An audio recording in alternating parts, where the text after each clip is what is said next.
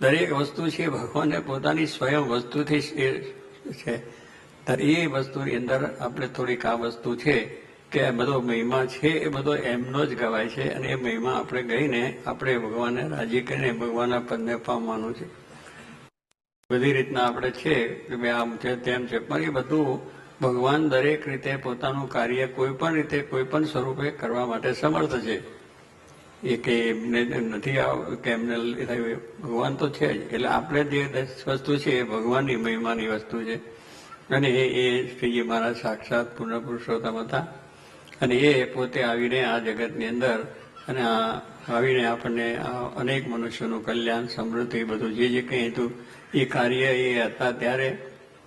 અને એ ભગવાનની તો સમર્થાની પર વાત કરી છે ને, ભગવાન તો ત્યાં બેઠા કલ્યાણ કરે, એ શું કરીને કરે છે? આપણે એવું પણ કેટલીક પ્રશ્નો થયા છે સવજનાઓનો. એનો જવાબ મહારાજે આપ્યો છે કે પોતે પોતાના ભક્તોના કલ્યાણ માટે આવીને પોતાના સુખ એના સંકલ્પો સિદ્ધ કરવા માટે